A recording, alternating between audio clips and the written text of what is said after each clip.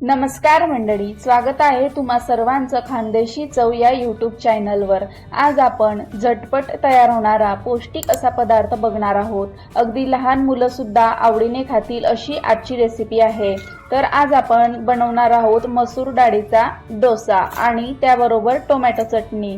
चला तर मग वेळ न घालवता सुरू करूया ही झटपट रेसिपी। सर्वप्रथम डोसासाठी लागणारे साहित्य बघून घेऊया।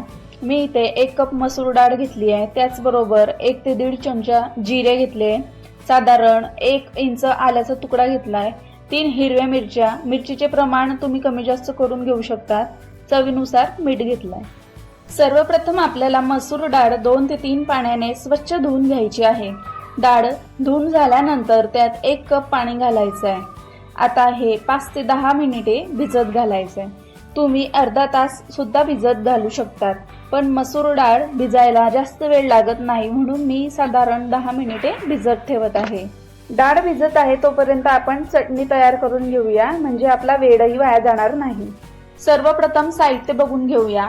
चटणीला तडका देण्यासाठी मी इथे 1 पडी तेल घेतलंय, त्यानंतर 1 चमचा चणा डाळ, 1 चमचा उडद डाळ, साधारण 2 चमचे डेसिकेटेड कोकोनट, त्यानंतर 1 मीडियम साईजचा कांदा चिरून घेतलाय, 2 मोठे टोमॅटो चिरून घेतले, 8 ते 10 लसूण पाकळ्या घेतलेत, चवीनुसार मीठ, चिमूटभर हळद आणि लाल सुक्या मिरच्या घेतलेत।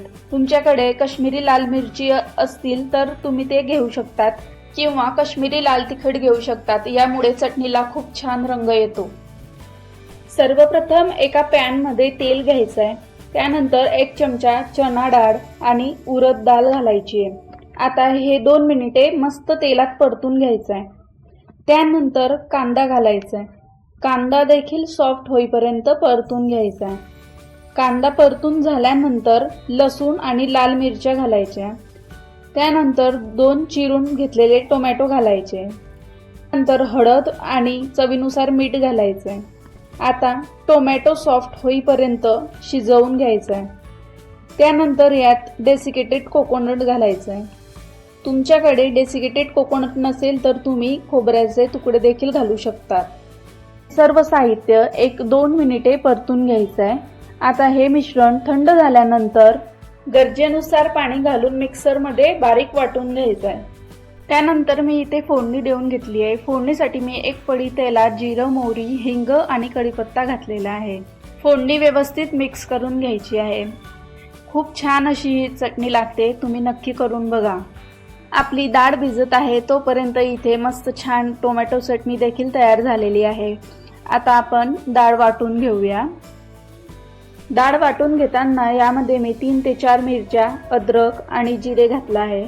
आता हे बारीक वाटून घ्यायचं आहे। बॅटर थोडं जाडसर रवाळ राहिलं तरी चालेल। बघा अशा कन्सिस्टन्सीमध्ये मी वाटून घेतलं आहे। इथे मी डाळ भिजवली होती त्याच पाण्यामध्ये डाळ वाटून घेतलेली आहे। आता यामध्ये चवीनुसार मीठ घालायचं आहे। बॅटर पातळ करण्यासाठी मी इथे साधारण 1 ते 1.5 कप पाणी घालत आहे। जसं रवा डोसासाठी बॅटर करतो त्याच कन्सिस्टन्सीमध्ये आपल्याला हे बॅटर देखील करून घ्यायचं आहे। जर तुम्हाला पातळ कन्सिस्टन्सी नको असेल तर घट्ट राहू दिलं तरी काही हरकत नाही। आता डोसा करण्यासाठी मी इथे तवा गरम करून तेल लावून घेतला आहे। त्यानंतर 1 वाटी घ्यायची आणि बॅटर एकदा हलवून घ्यायचं आणि हळूवार तव्यावर बॅटर घालायचं आहे। लक्षात घ्या, इथे आपल्याला तवा अगोदर व्यवस्थित गरम करून घ्यायचा आहे, मगच बॅटर घालायचं आहे, नाहीतर बॅटर चिटकण्याची शक्यता असते किंवा डोसा देखील क्रिस्पी तयार होत नाही। तुम्ही बघू शकता किती मस्त जाडी डोस्याला आलेली आहे। डोस्याला अशी छान जाडी आली आणि डोस्याचा कलर चेंज होताना दिसला कीच आपल्याला हा डोसा काढून घ्यायचा आहे, जेणेकरून डोसा काढताना सराट्याला बॅटर चिटकणार नाही आणि सहज डोसा निघेल। अजून एक डोसा मी तुम्हाला काढून दाखवते, अगदी सहज निघत आहे आणि खूप क्रिस्पी देखील झालेला आहे। तर मंडळी बघा किती सोपा आणि झटपट असा मसूर डाळ डोसा त्याचबरोबर टोमॅटो चटणी तयार झालेली आहे। ही रेसिपी चविष्टच नाही तर हेल्दी पण आहे। नक्की करून बघा आणि तुम्हाला रेसिपी कशी वाटली मला कमेंटमध्ये नक्की कळवा। जर तुम्हाला आजची रेसिपी थोडी जरी आवडली असेल तर लाईक, शेअर आणि चॅनलला सबस्क्राईब करायला विसरू नका। चला तर मग भेटूया अशाच नवनवीन रेसिपी सोबत. तोपर्यंत धन्यवाद.